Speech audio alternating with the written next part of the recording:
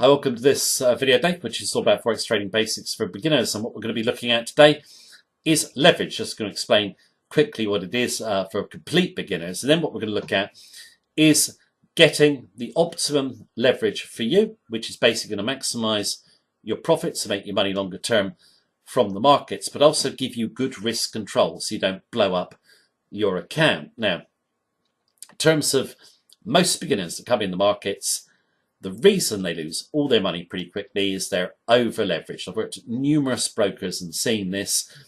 Also, a lot of those traders had good strategies that could have worked. They just exposed themselves to undue risk. Okay. Now, what I want to do, just go and just summarize on a quick storyboard some tips in relation to balancing the risk reward when you are working out your leverage. So let's just go and take a look at the tips. Right, let's look at some tips in terms of leverage that you should use and balancing the risk to reward so you can maximize profits, keep risk to manageable levels. Now, first point, all brokers are going to give you too much leverage, okay? You see 200 to 1, even 500 to 1. 500 to 1 every 1,000 you've got in your account can control 500,000 in the market. If you use anywhere near that, obviously, you're just going to see your account go down. You're going to get wiped out. Brokers obviously give too much leverage because it's the old adage, give them enough rope and they'll hang themselves. They know beginners are going to over leverage.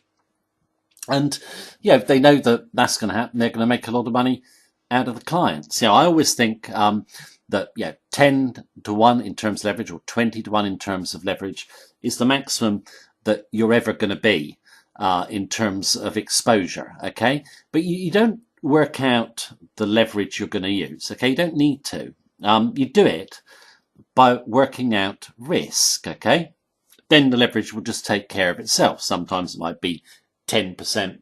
Sometimes it might be a bit more, a bit less. It depends. And this will become clear when I explain the way to do it. I put 10% maximum risk exposure on your account. So all your positions go wrong, that's the maximum you can lose. If you go above that maximum risk exposure, the risk to ruin odds increase dramatically, which the Kelly formula will tell you, which is a mathematical formula. In terms of you're a beginner, I probably risk a little bit less while I was learning the markets because you're bound to make mistakes. So I probably have 5% as a risk exposure, but 10% should be your max. Okay, now you can still use too much leverage even if you've put that 10% risk exposure in place. Let me explain how this occurs. A lot of traders will, they'll calculate their position size first, okay, how big it is, and then do a close stop, okay? So you see online, a lot of people saying use really high leverage, 20 pip stops, 50 pip stops, and you'll be able to make money, okay? Using just very tight stops on big positions. That's what amateurs do, okay?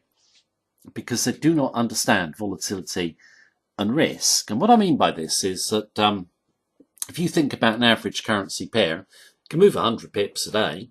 Most of the time that is just noise and random.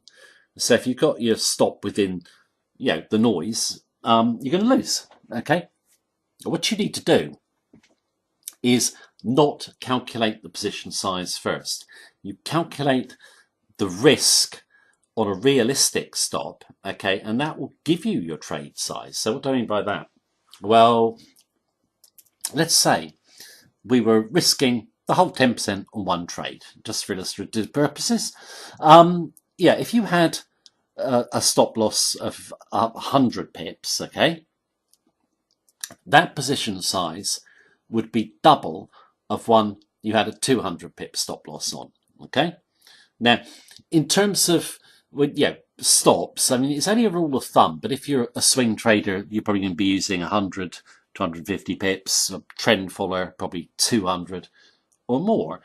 Just always work out your risk to stop first.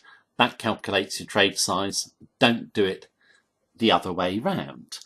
That way, is the correct way to do it. Okay, yeah, there are so many traders actually who use close stops, and it just isn't a good idea. Okay, over time you just lose your money. Now, another mistake that people make is they think, well, I can risk quite a bit of money because I'm trading uncorrelated pairs. I've seen people do this, risking 20 to 30% of their account. And what they say is that, because the pairs are uncorrelated, if they lose on some, they'll win on others. Well, that's true to a degree, but your winners will just cancel out your losers. And sometimes, and it happens very often, pairs that have been uncorrelated for a while suddenly correlate, and then that idea totally breaks down. You get an account wipeout. Now, in terms of diversification, uncorrelation, it just doesn't work. Diversification basically does not reduce risk. If one trade can go wrong, if you've got one on, or if you've got 10 trades on, 10 trades can go wrong at once. It does happen, okay? So diversification doesn't reduce risk. It just simply dilutes your profit potential. Now, Warren Buffett always made the great statement, which is people who diversify for the sake of it just simply do not know what they're doing.